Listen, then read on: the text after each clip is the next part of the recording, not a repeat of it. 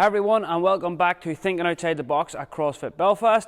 I hope you had an enjoyable Easter break and are ready to get back to some hard work and some fun home workouts. So you're joined today by myself now and Jenna as always, and today we're going to bring a really fun workout to you guys. So today's workout is called Isolation Gone Bad. It's a modification or take on the workout Fight Gone Bad. If you have the setup at home to do Fight Gone Bad, you can just do Fight Gone Bad.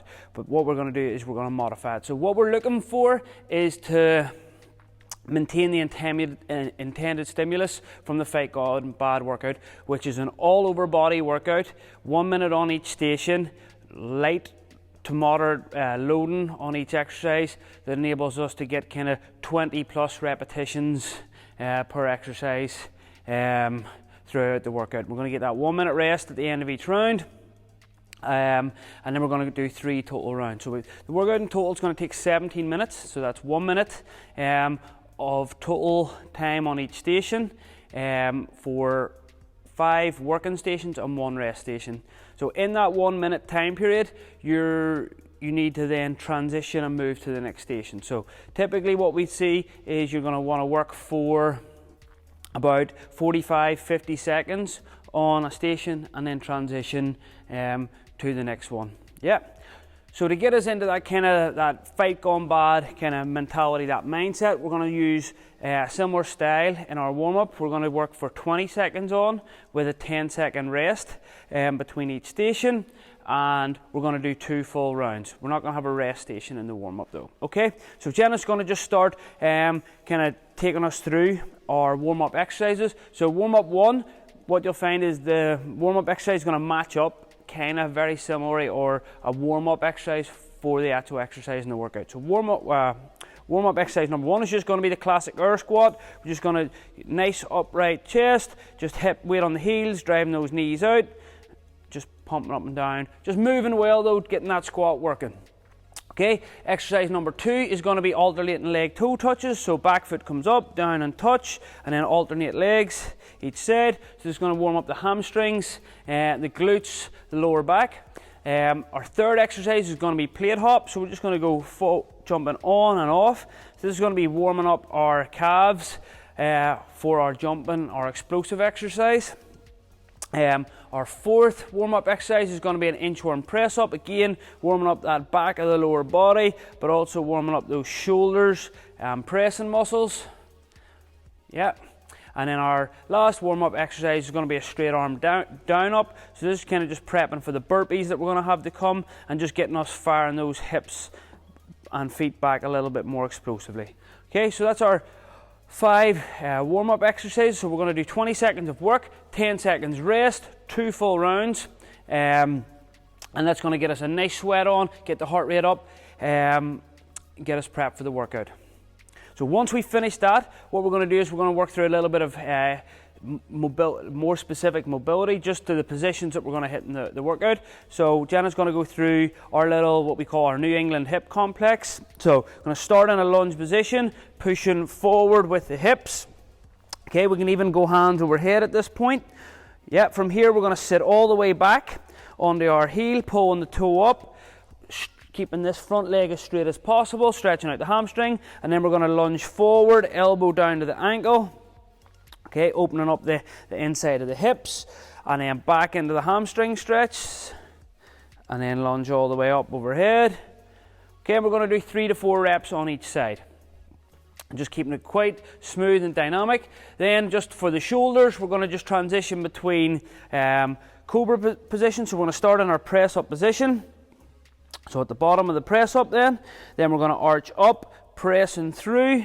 Okay, from here, we're stretching out the abs just into the lower back. We're going to drive the hips up and the head through into the downward dog. So this time, she's pushing her head through the shoulders, opening up the shoulders and the lats, but also then keeping the legs straight, stretching out the hamstrings, driving the heels to the floor and back down.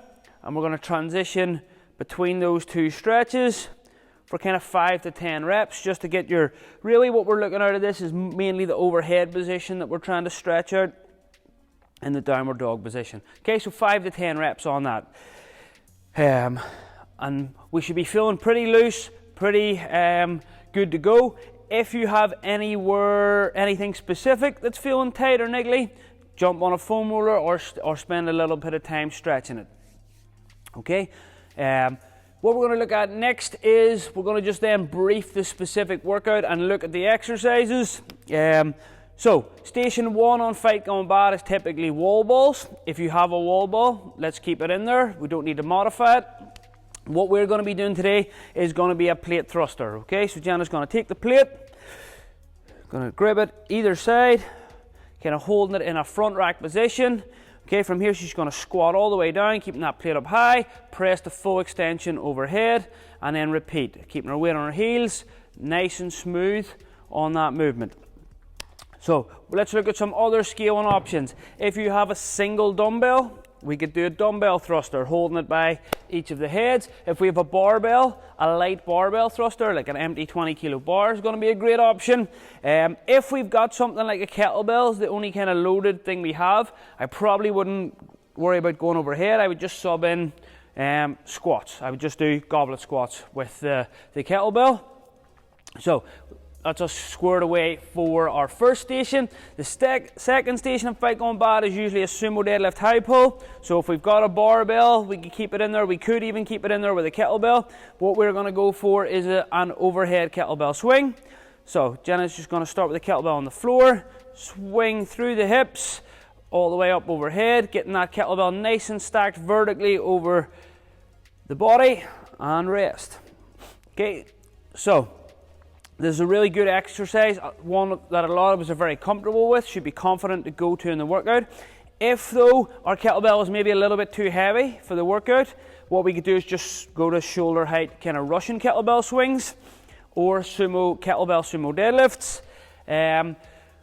If we've got a barbell, we've got our sumo deadlift high pull as an option. I'm trying to think of some other ones. If we've got a dumbbell, we could do a double-handed swing through the hips. So yeah, lots of options. On to our third exercise. So this is traditionally box jumps. In Fight Gone Bad, we're using our box jumps as a tripod. So what we're going to do is we're going to do bench hops. Okay, so you could set this up in a few different ways. What we're going to do is just do a full hurdle over the bench. So jump, clear the bench completely, turn, and then jump back over. So I really like this as an option. It's a little bit more fun than box jumps. You could set this up kind of in the house or outside by even having like a mop or a brush pole sitting on 2 chairs and then just hurdling over the pole. It's going to be a great option.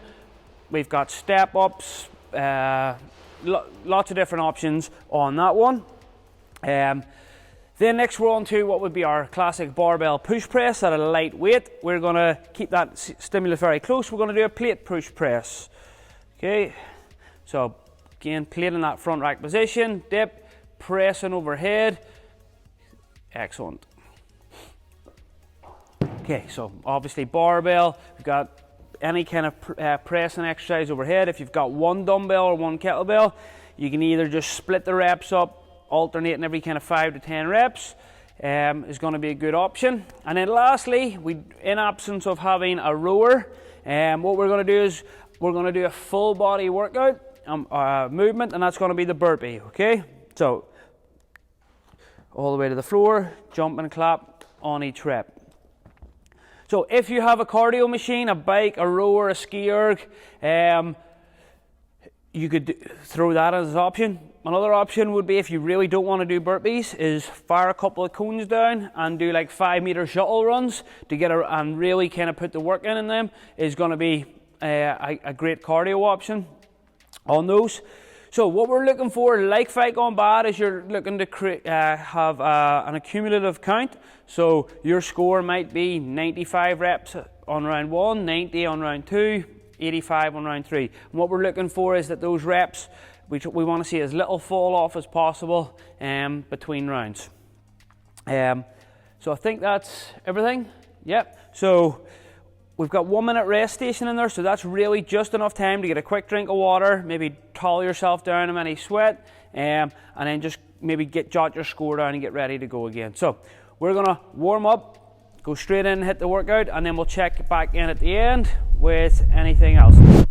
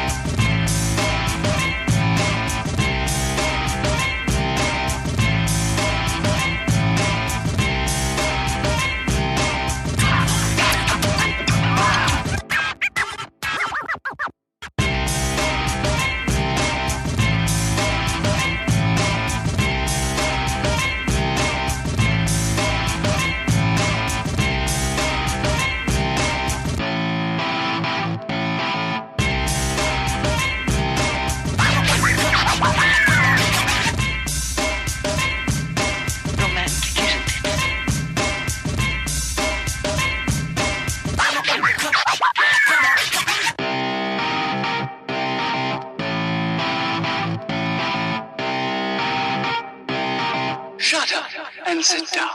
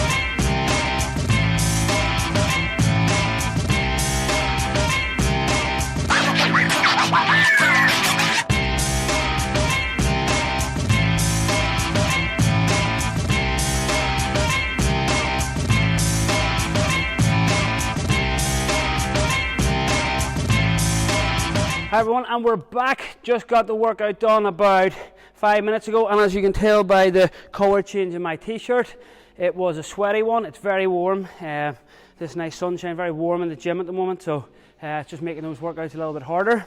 The workout was super fun. It was exactly like Fight Gone Bad, which was the goal behind it. I probably preferred it over Fight Gone Bad. There's some of the movements of Fight Gone Bad I don't enjoy, like the rowing, so the burpees was probably a stronger exercise for me. But what I loved most about it was the awkwardness of the plate. Just makes you have to keep focused, whereas a wall ball you can kind of switch off and just get your 20 reps. With that plate I just had to fight for position every time. Ended up breaking the last round. The jump overs didn't come close to failing any, but you just had to be switched on, and you had to kind of really force the pace on those, which was really fun and exciting. All around great workout. So strategy wise, I just kind of in my head just recorded every exercise for individual reps, and then quickly jotted those down. And then they set many goals for my next round, so I did 22 thrusters, and that was the goal, to hit that every round. And like everything else, Jenna did something a little bit different. Yeah, usually I would do that as well, but for some reason I think I was just hurting so bad, I just kept a continuous count, which almost made it harder then going into the second and third round to kind of keep going. But yeah, I just kept a continuous count the whole way. Yeah, so she kind of mentioned that was a little bit more difficult because she didn't have many goals on each station. So whereas on round 3, when it was getting tough, I was really fighting to get the 20 reps on the jump overs. And if I didn't have that number in my head from the previous 2 rounds and know that I could do it on the previous 2 rounds, I would have maybe dropped off the pace a little bit. So what we would recommend is, having those many goals, maybe jotting them down in your transition between each station or just at the end of each round, and then just worry about doing the maths at the end. But a really super fun workout. I feel like this one loses nothing to be done with the limited equipment in a home kind of setting. It would very close, if not kind of even harder than the original Fight Gone Bad. So make sure you give it a shot. Make sure you cool down. We're going to go for a nice little walk in the sunshine. So either do that or do some stretching. And as always, thanks for watching. Stay fit, stay strong, stay healthy, stay at home. Stay at home. Thanks for watching, guys.